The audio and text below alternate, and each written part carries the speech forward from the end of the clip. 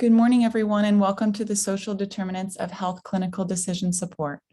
My name is Mariah Maines with Kaufman and Associates, and I'll be assisting with the logistical support for this Zoom session. To provide comments, please open the chat box, which is located towards the bottom part of your screen. Click on the talk bubble icon, and this will pull up the chat box, which will open to the right side of your Zoom interface. Please use the raise hand function under reactions, and we will unmute your line to verbally ask questions during the Q&A portion of this session. Additionally, we ask that you select the speaker view option located at the top right of your Zoom interface, and this will allow you to see the speaker as they present or share information. If you need technical assistance during the session, please type the issue into the chat box and one of our techs will respond to you. Finally, please be aware that today's session is being recorded. Closed captioning is available by clicking the CC icon at the bottom of your screen. I'll now turn it over to Whitney Weber. Good morning, and thank you for joining the Social Determinants of Health booth today. My name is Whitney Weber, and I'm a policy analyst with ONC. Before we move into the presentation on decision support, I'm going to briefly provide some information on the ONC Social Determinants of Health Information Exchange Learning Forum, which we kicked off in March. The Learning Forum is intended to bring together healthcare providers, community-based organizations, governments, payers, health information exchange networks, IT platform developers, innovators, and partners to share lessons learned, challenges, and promising practices related to exchanging SDOH data. The Learning Forum is based on a Social Determinants of Health Information Exchange framework, which was developed through engagement with a group of technical experts over a course of several months. The graphic shown in the document on this screen presents the framework of foundational elements for SDOH information exchange, which includes governance, user support and learning network, technical infrastructure and data standards, implementation services, policy, legal, finance, measurement and evaluation, mission and purpose, value and principles, and community readiness and stewardship. This document is available for download in the SDOH booth under SDOH Information Exchange Learning Series and is called the ONC SDOH Learning Forum Primer. Different types of stakeholders will prioritize and sequence their focus on the foundational elements as most appropriate. The framework is not a one-size-fits-all approach, but it's a conceptual framework to guide the planning, design, implementation, and evaluation processes of SDOH information exchange initiatives.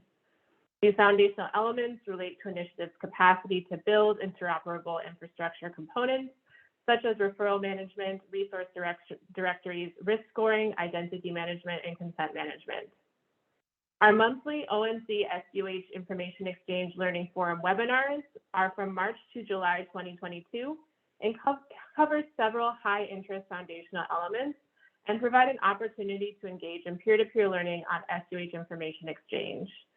To register for the Learning Forum, you may visit the ONC event page. Note, each webinar has its own individual registration tab. I'll place the link to register for the Learning Forum in the chat. Additionally, you may send us an email with any questions that you have at oncsdohlearningforum@hhs.gov. I will also place that email address in the chat. Thank you for your time today to discuss the ONC SDOH Information Exchange Learning Forum. I'll now turn it over to our presenters for the exciting presentation today on SDOH clinical decision support.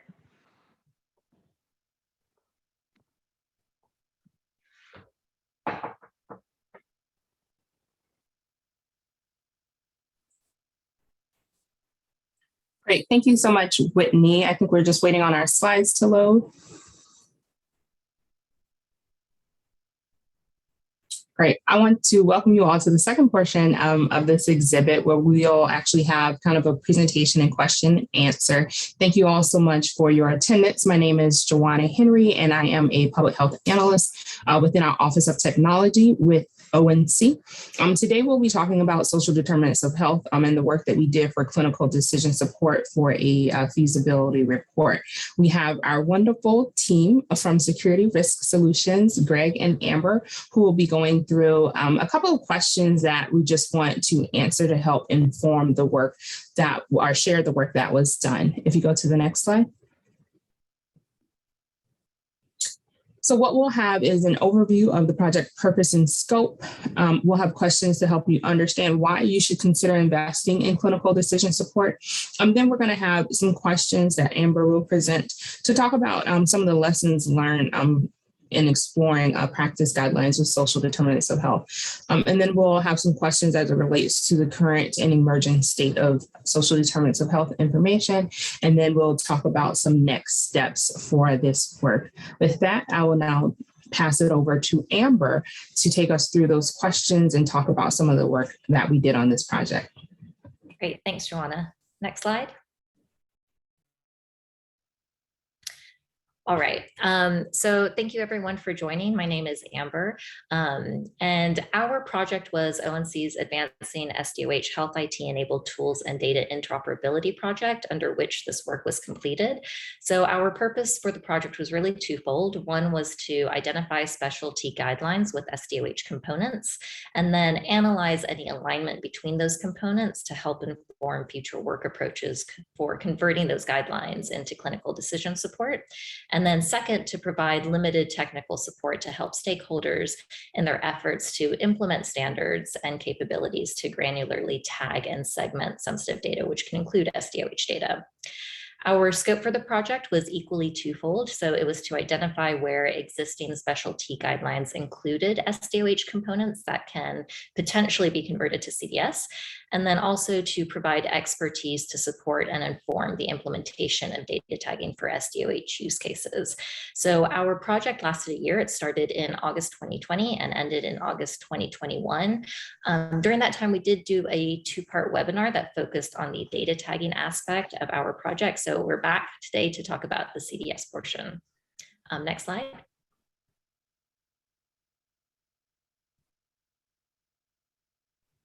Great, thank you. And this was our project team. So I want to thank the leadership and support of ONC. That includes Joanna Henry, Sam Meckler, and Allison Kemp. And we are Security Risk Solutions, which includes Jonathan Coleman, myself, Amber Patel, my colleague, Greg White, and Kathleen Connor was our subject matter expert for this project. Next slide. All right, so here I'm going to turn it over to Greg White to talk about this. Greg, I see you're going to be talking about why we should invest in CDS. I guess my other question for you to include in this slide when you talk about it is, can you talk a little bit about how CDS is positioned to positively impact health and care, and particularly SDOH? Great. Yes, I will do that, Amber. Good morning, everyone. Thank you for dropping by the booth. As you can see, this is a formal presentation. However, the context is a booth, and we want to sort of introduce that aspect to it as much as we can. So the idea is to make this conversational. So please don't hesitate to put comments, thoughts, questions in the chat, and we'll work to engage with you as we talk through this topic. So the study here was a high-level review to sort of an initial take on the feasibility of potentially using clinical decision support to implement clinical guidelines that reference SDOH data. In terms of feasibility, there are a number of factors that kind of have to coalesce to make it, a feasible project to implement. And so we looked at these different components, where they're at and how they aligned or misaligned with each other. So one piece of this important piece is CDS, and in particular, the status of standardized CDS, what the opportunities are with standardized CDS, what some of the limitations are, how this might relate to implementations that would involve SDOH data. And then the other piece of this is SDOH information itself. So, clinical decision support, what it does is it conducts an evaluation by reviewing information. So it needs to have that information available to it to conduct its evaluation.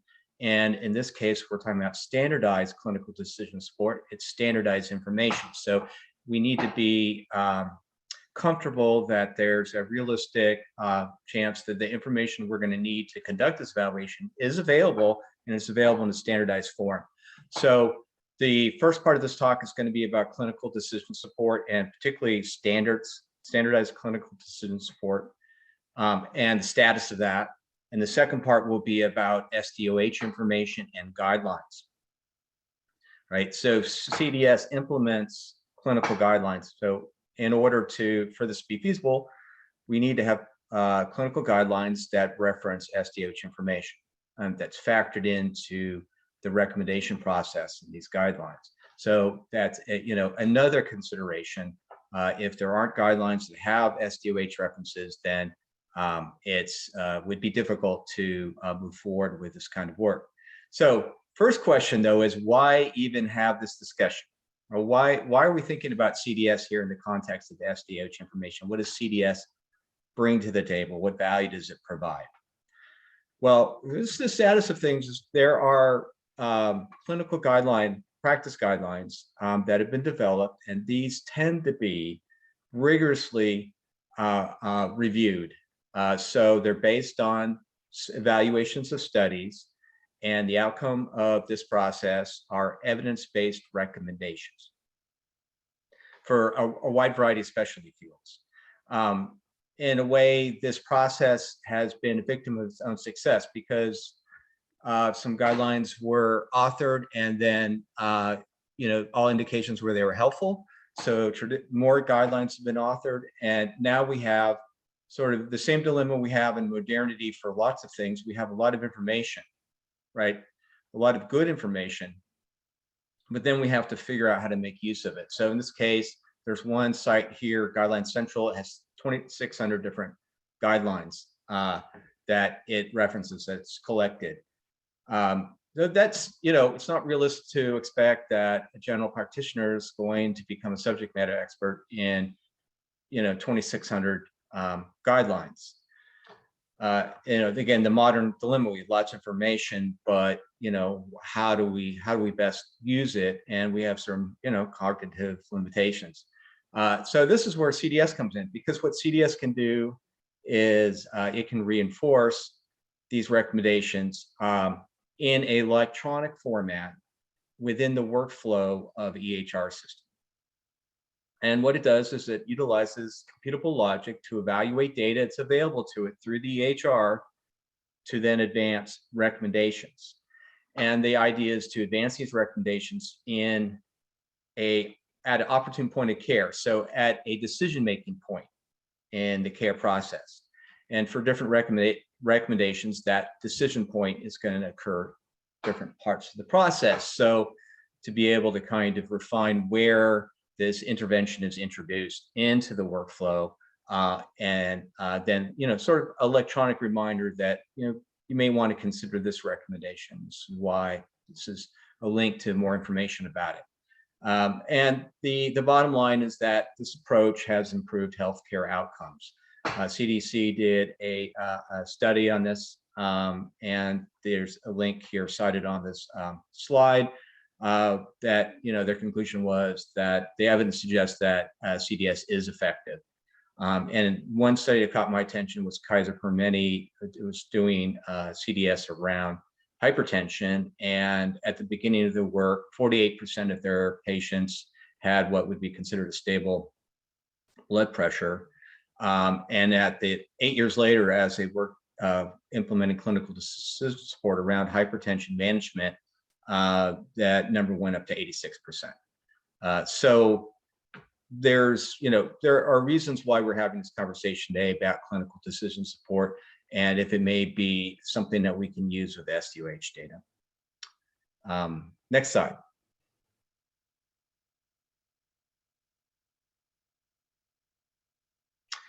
So in particular, I'm talking about standardized clinical decision support. What does that mean, and why am I going to be focusing on standardized clinical decision support? Well, the best way to kind of frame that is to talk about traditional clinical decision support. A lot of good work has been done with clinical decision support, but traditionally, there's two kind of environments where this work has occurred. So first, it has occurred at well-resourced research institutions that develop their own CDS. They leverage native configuration capabilities in the EHR that they utilize at their site, and they develop for their site some clinical decision support that's considered, to be valuable in their context. This is not a trivial process because you're taking a written guideline, it's in English, and you're translating into a computable artifact that then interfaces with the EHR. So it represents, a process that requires a lot of expertise and specialization that comes into play to see this through. So this is occurring at particular sites that have the resources to do that. The other place where we see CDS develop traditionally is with EHR vendors. EHR vendors could see it as a value added for their customers. So this is something, a bell or whistle that can add on to their service that their customers will find valuable. And so that work is done for that particular EHR system and is available to particularly its customers. There's some limitations to this traditional approach. There's a lot of great work that's been done around this, but there are some limitations. I'm going to call out 3 of them. So the first limitation is that it can represent a massive reproduction of effort. I mentioned this is not a trivial activity. And so you have multiple sites, different places working to implement same clinical guideline content.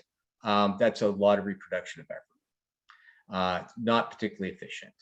The second limitation is that this represents a one-to-many kind of process. So you have one written guideline, but out of that one written guideline, you have multiple different implementations. And since there's a translation process and not a trivial translation process, the odds are that those electronic implementations are not necessarily going to be consistent with each other. There's going to be different approaches, different ways of implementing it, different reads on or weighting of what's prioritized or valuable of the guideline content. And so you have one guideline, but potentially different implementations of that guideline. Final concern is relevant across the board, but it's especially pertinent to our conversation today about SDOH. And that if you think about these 2 situations I just described, these 2 places where traditional CDS work is being conducted, these are either well-resourced healthcare sites, or they're tend to be higher-end EHR systems. And you think about where the impact of clinical decision support that implements SDOH reviews may be most impactful, right? Those 2 situations don't necessarily align, right? So the sites that may actually get the most value out of a CDS intervention that engages SDOH data are not likely necessarily to be the sites that are most positioned to implement CDS or have a EHR system to implement CDS. So again, those are sort of the concerns around the traditional approach. Next slide.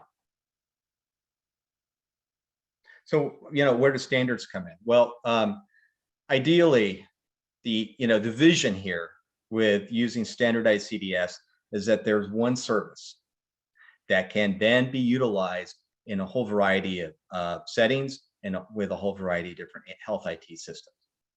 That's the vision. It's just like anything in interoperability, where everyone at the booth today is involved in interoperability. I imagine it's there's a path between the vision and achieving that vision, and it's not necessarily easy.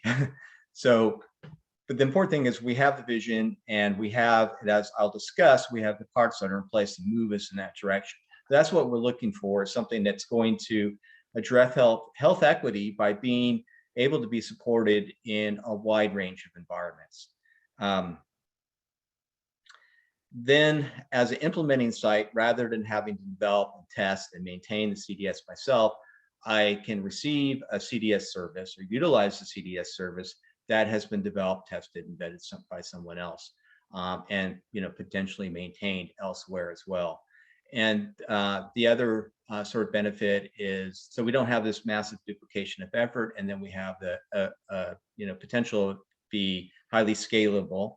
And then another benefit is this multiple interpretations of one guideline. Instead, we have a one-to-one translation between the guideline and the implementation.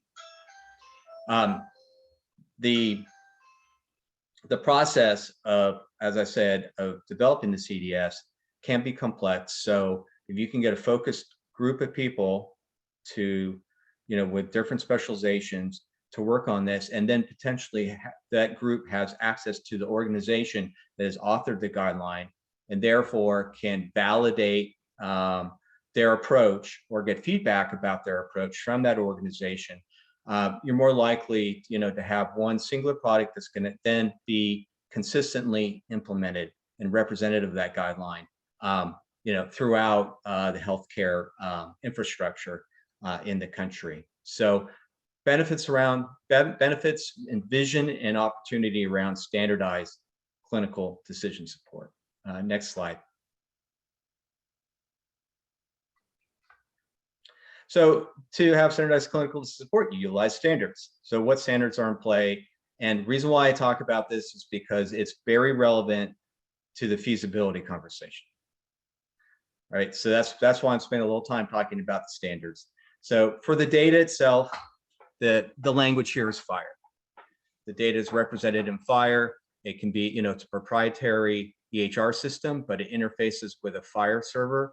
And that information is then mapped to, translated into FHIR, which is something that CDS service understands and then can run an evaluation against.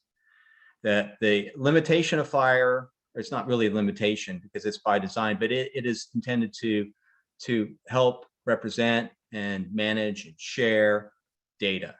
And it has some limited operations you can run on it, but it does not in itself conduct logic or implement reasoning. So there's a second standard that does that. This is also an HL7 standard. It's gone through the HL7 consensus process. It's considered stable. It's been utilized by CMS for quality measures.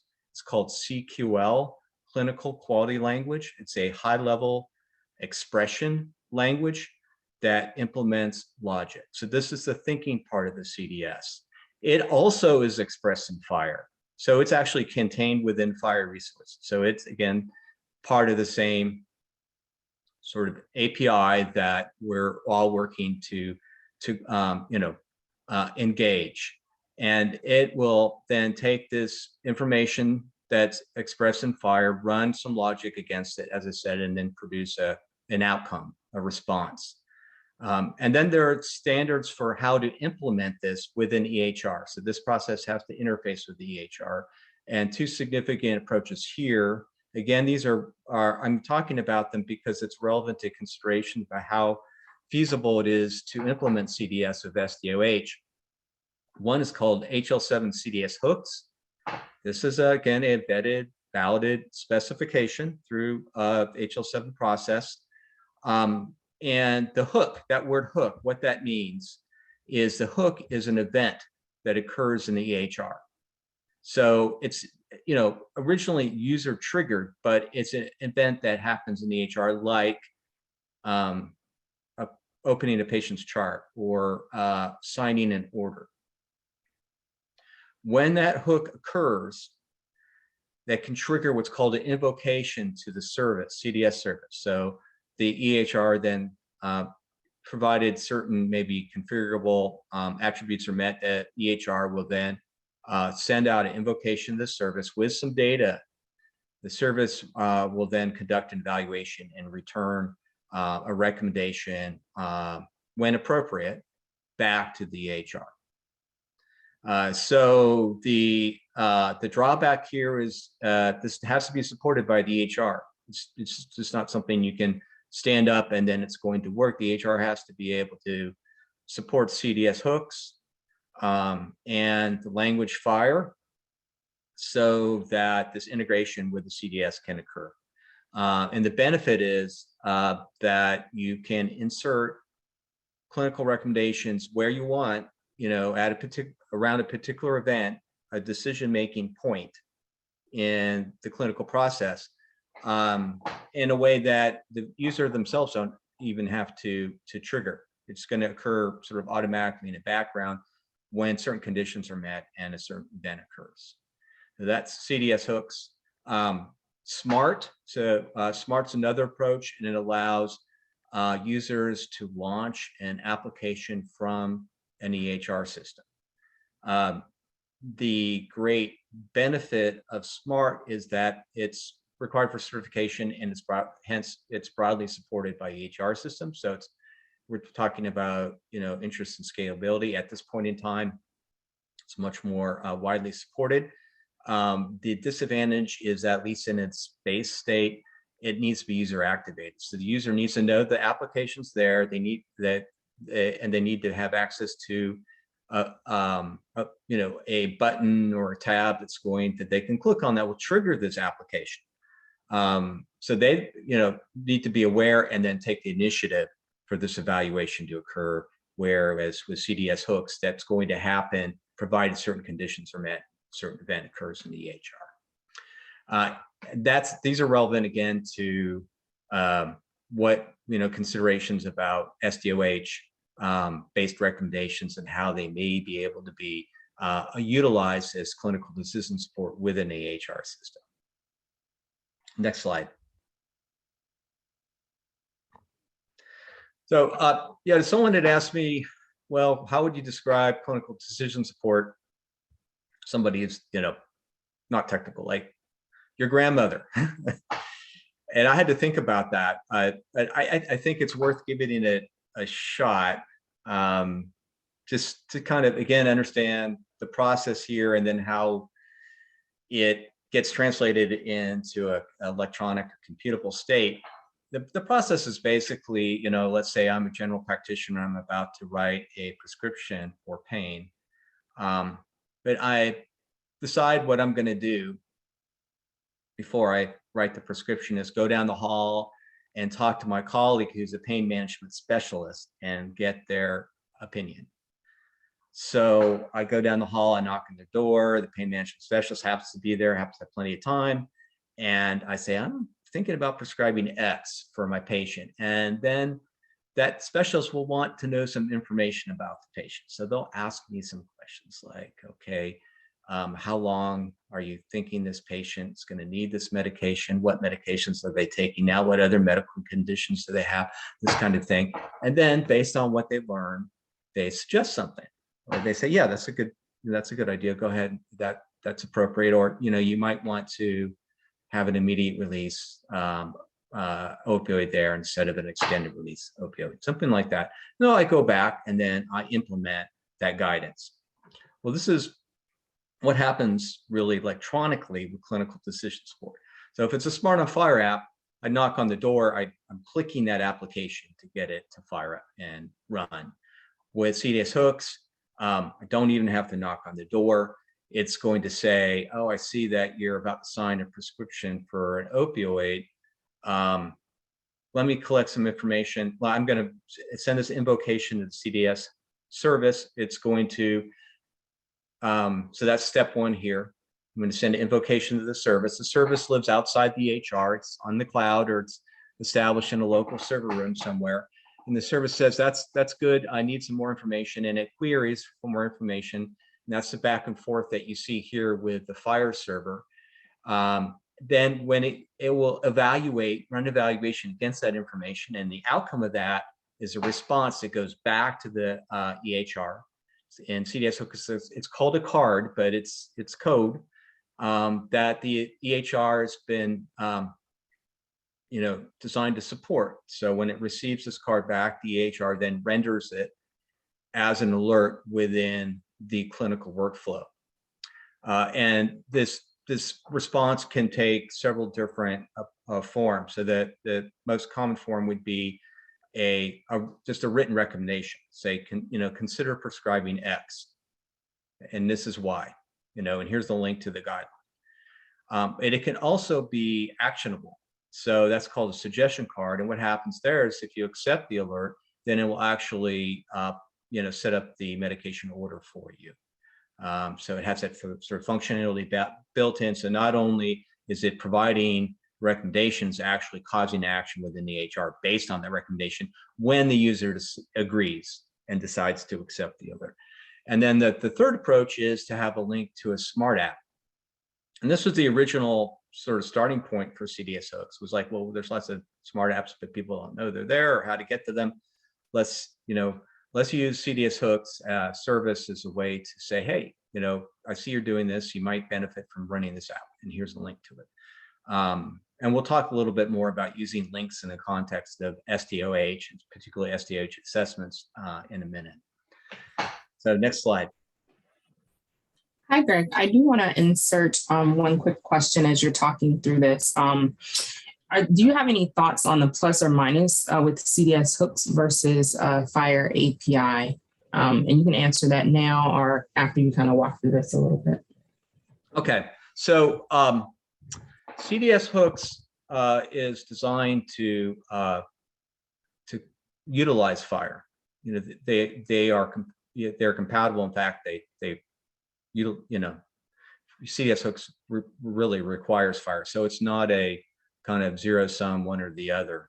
The CDS hook specification involves things like what that Fire information is going to look like when it's, the specification around the kind of information needs to be provided.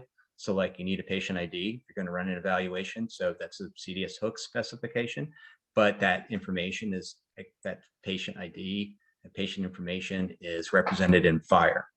So they're mutualistic, not competitive. And the same thing with the CQL. The CQL is expressed within Fire.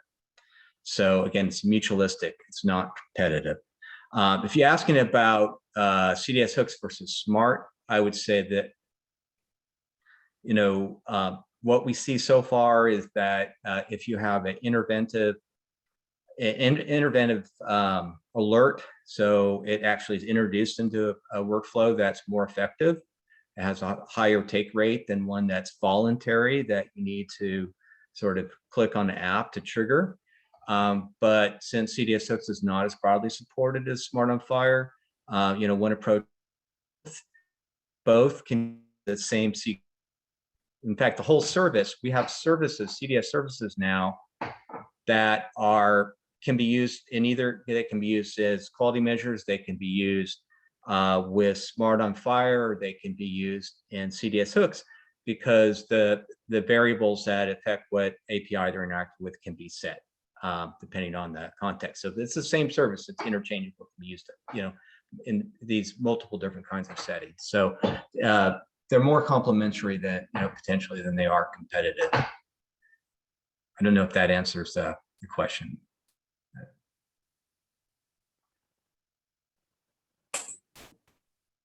I think you got to it by talking about the smart. Thank you. Okay, great. Thanks. All right. I see. While I was talking, I didn't see the contact, but I saw a chat window popping. Are there other questions at this point, or?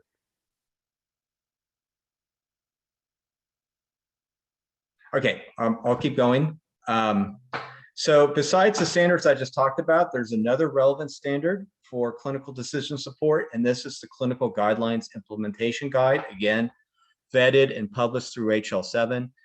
It provides some computable infrastructure that support clinical decision support, but also, particularly for our discussion today, notably provides a methodology for implementing clinical decision support, for going through that translation process from written narrative to computable implementation, and provides sort of a lot of granular sort of step-by-step roadmap for that approach. And in particular, it talks about the selection process, choosing a clinical guideline or clinical recommendations to implement, and sort of how to work through that, because that's an obviously really important step.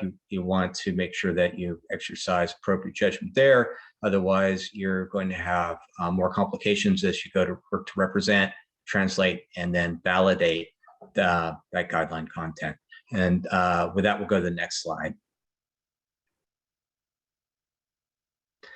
And again, I'm talking about selection process a little bit, not much, but just a little bit, because this foreshadows our kind of next steps, if you like. And that is, it's not, like I mentioned, it's not a trivial activity. So we want to bring together a team of folks that represent different specializations. That this is not me speaking, this is coming from this IG. Right. So on the selection team, you would want to have a clinician, someone that understands the guideline and the guidelines domain. And this is very important throughout the process. We need clinical input all the way through, because we want not just to be functional CDS, we want it to be clinically impactful. We don't want noise. We want something that's targeted and meaningful and impactful for clinicians. So we want clinical input. We need a health informatics specialist that understands the standards I just talked about, what you can reasonably expect to do with them and what their limitations are. And a terminologist that understands the concepts that will need to be utilized in the evaluation, and things like how readily these concepts are maybe actually used in the HR system, what's the expectation around them, and then to build value sets that will be utilized in the computational process, and understand what's available and what's realistic in that domain. In addition, the IG also suggests that this group have access to implementing sites, potential implementing sites that can provide them a kind of on-the-ground perspective. So as they work on the selection process, they can also kind of do a reality check and say, would your clinicians find this useful? Or, do you see this as something that, you would be able to implement, or what considerations you have around that? And get feedback from the folks that would actually be working with the CDS on a regular basis. So this group then goes through guidelines and considers things like the value, the clinical impact of the guideline, the effort, what would it take to translate this into computable format, the feasibility of doing it, is the information available to the system to evaluate it, how long, is this a performant kind of evaluation, or is it going to be highly complex and perhaps not be performant, or have performance challenges? And then how are we going to deliver it? We're going to use CDS hooks, we're going to use Smart on Fire, we're going to use both, we're going to use some other approach, direct ingestion of CQL, something like that. So that would be a very high level view. There's a lot more specifics around this, of the process of when we look at clinical guidelines, we begin to ask, is this a candidate for CDS? Next slide. So we're finishing up our CDS section. To recap, CDS can implement recommendations within the EHR workflow. We know that this can help improve health outcomes. Standardized CDS have the potential to advance both health equity and to advance CDS that will have positive health outcomes broadly in a variety of settings and with a variety of settings and systems. CDS hooks standards are specified through HL7, and they exist, and in some cases are fairly mature for CDS hooks, for Smart on Fire, and for this clinical guideline process. And we have, thanks to clinical guideline, we have a roadmap for this process, this translation process, the selection process that we can use to follow. So that concludes the CDS discussion. I mean, we'll be talking about CDS obviously, but we're going to shift our focus now to considerations around SDOH. So with the next slide, we'll begin that conversation.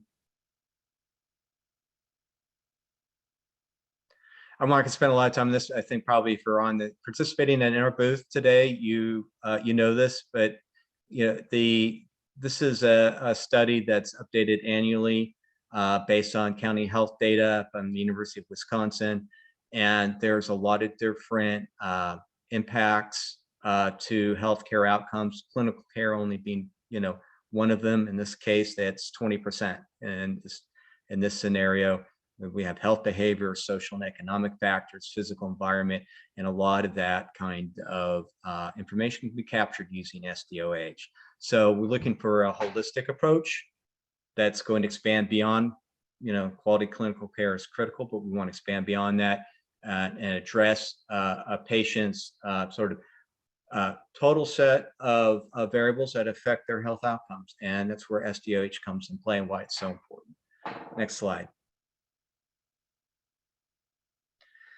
So critical question, are there clinical guidelines that include SDOH data? Didn't do an exhaustive study, just we did look at, because like I mentioned, there's 2,600 more guidelines. We did look at a number of them, and the answer is yes.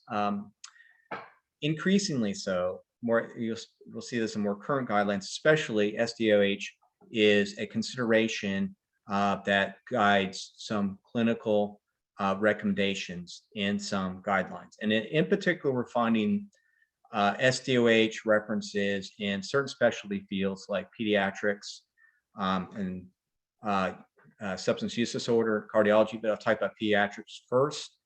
So I'm not going to get into, this is a feasibility conversation. I'm not going to get into the weeds on these guidelines recommendations, but I just will note, I'll call it one.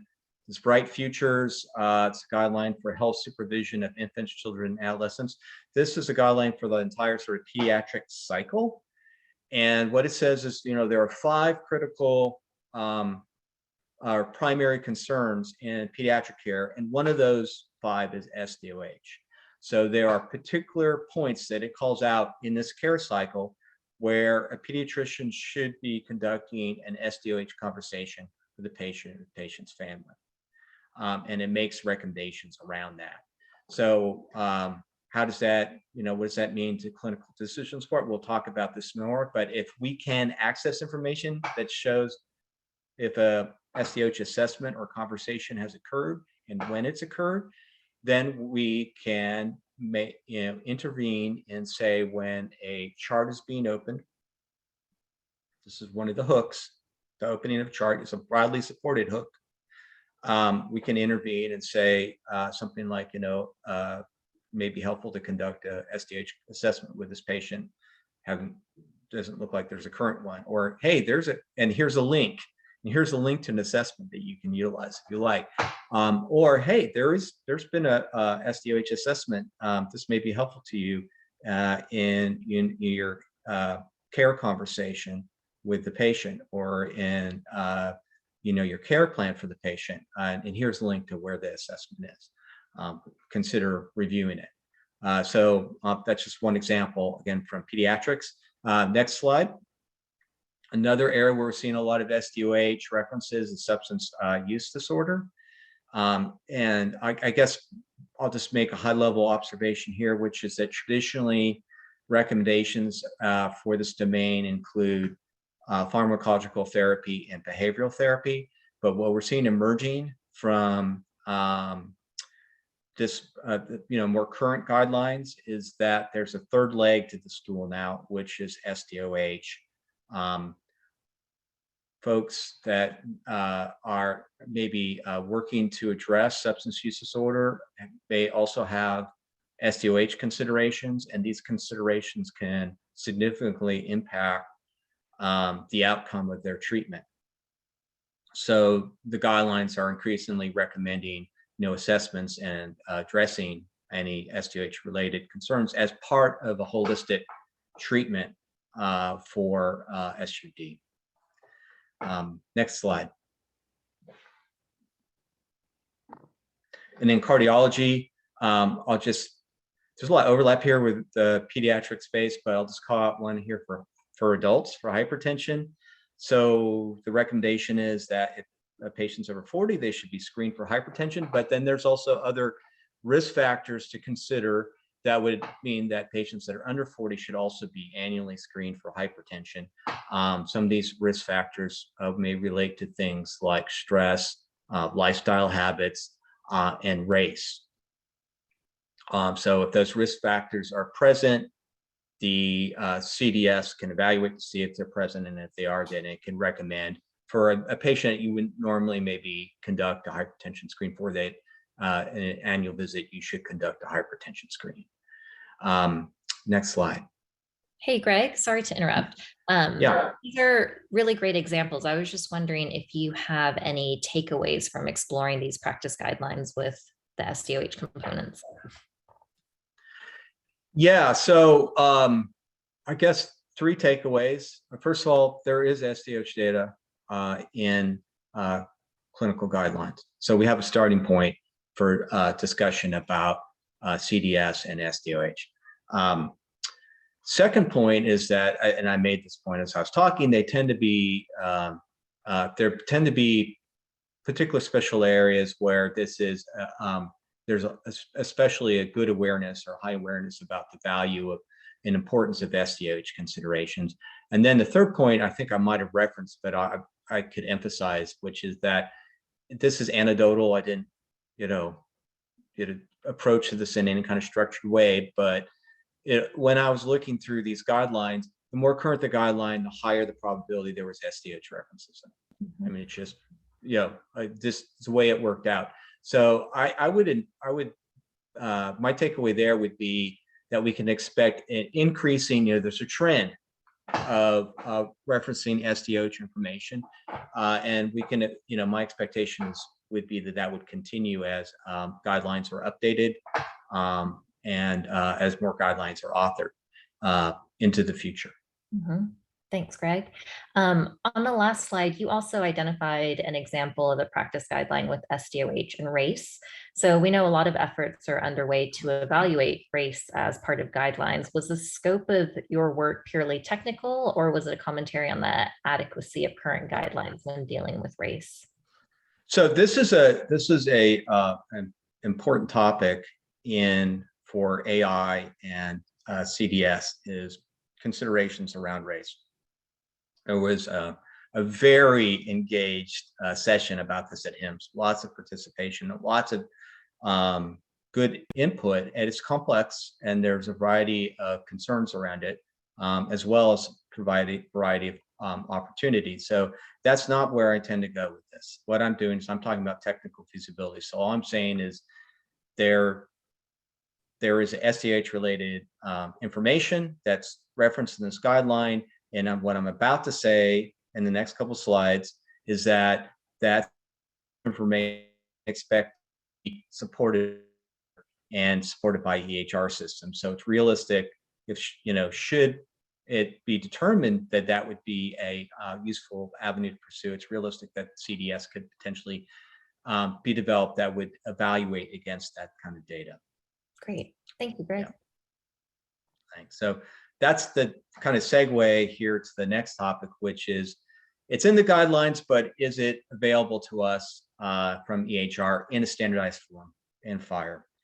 And the answer to that I found is the best way to kind of get a grasp on that was not to kind of go around and ask people, oh, do you have this in your EHR? But to look at certification requirements and work being done around certification requirements, with the idea that if it's a certification requirement, then it's realistic to expect that it will probably be supported in the EHRs, within a reasonable period of time. So where do we go for that? First place you go is US CDI. So ONC talks a lot about US CDI, and they do this for a very good reason. This is super critical. If the US CDI sets a baseline for the elements that the expectation is will be supported by EHRs, right?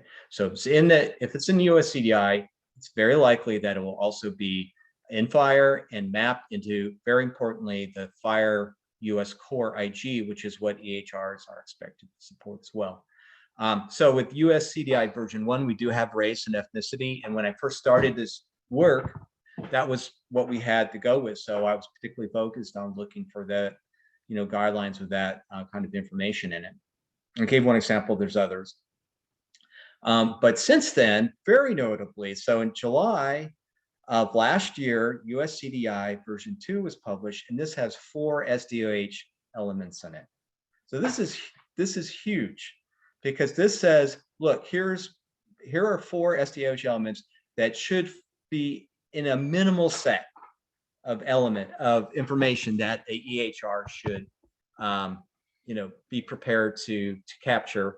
And also what the effect this has on HL7 and US Core is that they start working to make sure that this information's represented in FHIR, and then in particularly represented within US Core IG. So here we have SDOH assessment, SDOH goals, SDOH interventions, and SDOH problems and health concerns.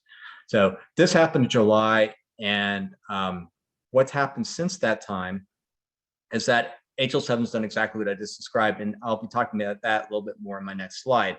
We also have a version 3 of the US CDI, which is in draft form. I think you have till the end of the month to comment on it. And it includes some patient demographic elements that may also be useful to SDOH related reviews like patient occupation, occupation history, tribal affiliation, others. And notably in HL7, a lot of work's been done to represent SDOH information in FHIR. And there is a published FHIR IG called SDOH Clinical Care FHIR IG, ST1. And then there's a second version of that IG that was just balloted and now it's being refined. It was balloted in January. So the work on that is continuing to advance and mature. Next slide.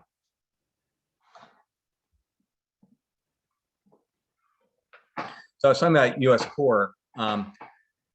If you look at the continuous build version, current build of US Core, so what that means when I say continuous build, it means it hasn't been finalized. It's a draft, okay? But if you go there, they have a page there called SDOH, the SDOH guidance page. And this page is there to address exactly those 4 elements I just talked about. Right? We have these 4 elements. How are we going to work with them in US Core? And so work is being done right now on mapping those 4 elements from US CDI version 2 into FHIR US Core resources. And this little graph here is sort of the current state of that. So for SDOH assessments, there's 2 US Core resources they're using for that. They're using existing condition, goal, and service request US Core resources for SDOH. Goals, interventions, and problems, health concerns. And with interventions, they're mapping to 2 different US Core resources there. So work is ongoing. It's underway to make these SDOH elements, these very core SDOH elements, supported in FHIR. And not only that, once this gets published as US Core, EHR vendors will be working to support it in their FHIR servers, which is very significant because the CDS we need to know that information will be supported in FHIR servers for the CDS to be, realistically be something that can be implemented. Hey, Greg, do you have any examples of how social screening or assessment activities for SDOH can be enabled via CDS?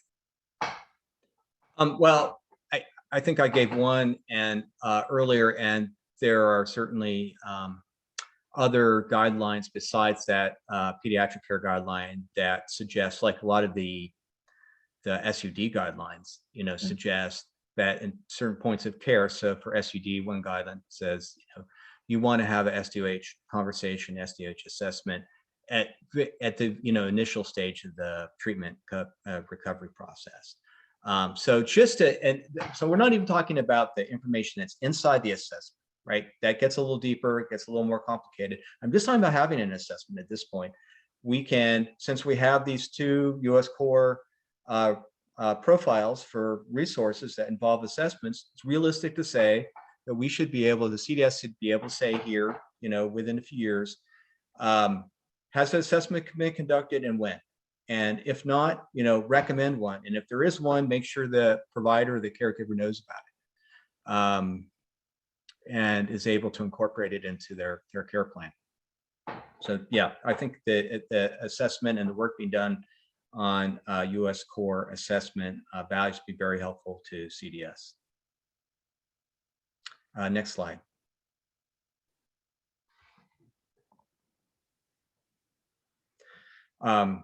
So the sort of bottom line is we want the SDOH, want to find guidelines that have SDOH information, and then we want to identify among those guidelines, which ones have recommendations that utilize SDOH information that we would expect to be available in FHIR. Here are some examples. I've actually talked about 2 of them already. The third one is another situation where you want to have maybe a more aggressive screening process for cervical cancer when you have certain risk factors are in play for a patient, race being one of them. But I've talked about these other 2 already. But that's the sort of the alignment that we're looking for when we're talking about considerations about clinical guidelines, SDOH, and CDS. Next slide. So to recap, I think the bottom line here is I think there is an alignment between work that's being done with CDS, work that's being done on SDH representation, both involving standards that indicate that this would be really an opportune time to roll up our sleeves, follow the clinical guideline IG, and in terms of convening a group of specialists to conduct a formal and rigorous evaluation of potential candidates for CDS implementation that involve SDOH data. So we know that SDOH variables have an impact on healthcare. We know clinical guidelines some clinical guidelines consider these type of variables or this type of data. We know that the leadership from the ONC is driving support for some of these elements that we can reasonably expect them to be available to CDS in FHIR for evaluation, and that HL7's published SDOH clinical guideline and is advancing work to continue that process. So I think the time is right to dive into this. This is sort of an initial high-level survey, but what it seems to indicate is that this is a kind of a fruitful place to invest a little more effort and focus, so that as the standards mature, as SDOH information matures, as we have more guidelines that reference SDOH, we're also positioned to introduce clinical decision support that can help advance holistic care and positive health outcomes for patients.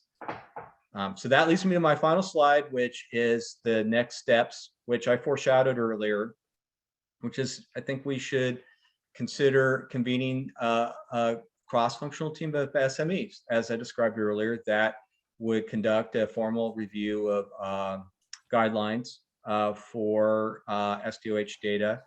They engage with current CDS efforts. There are some with hypertension, which I talked about, hypertension or cervical cancer. They're occurring now. Engage with them, see if there's overlapping interest and information, and then catalog possible candidates for implementation with CDS.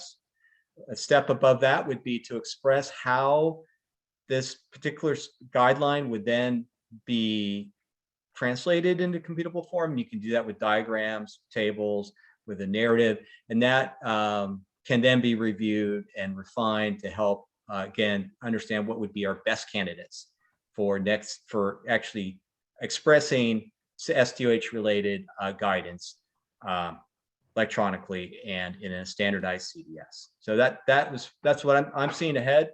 I think that sort of the time is right. We're in a sweet spot that we could really sort of leverage all this good work and work on some CDS implementations that will advance equity and positive health outcomes. So with that, I'll see if there's other questions. We just have a few minutes left, I think. Yeah, like 2 minutes.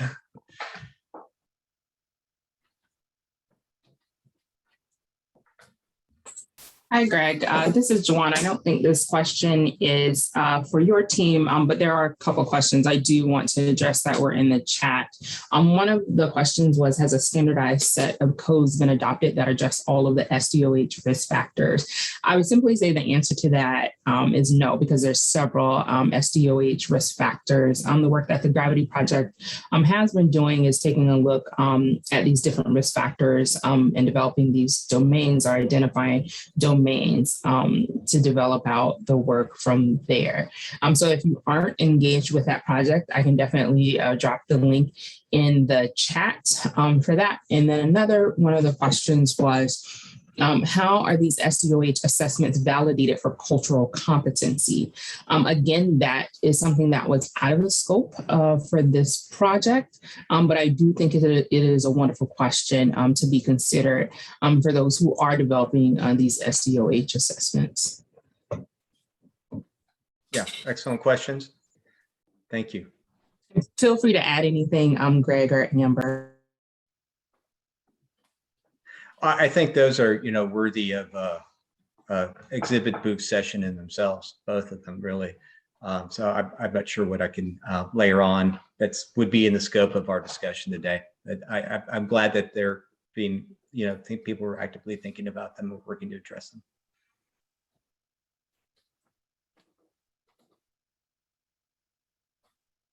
Well, thanks everyone. I really appreciate your engagement. Have a great conference. Great. Thank you, everyone. Sorry I was on mute, but I was saying I wasn't able to grab the link, but I'll try to see if I can get it in this chat. But if not, see if we can get something posted for your awareness of that work as well. Thank you, Greg and Amber. Maria, do you have anything else to say to close us out?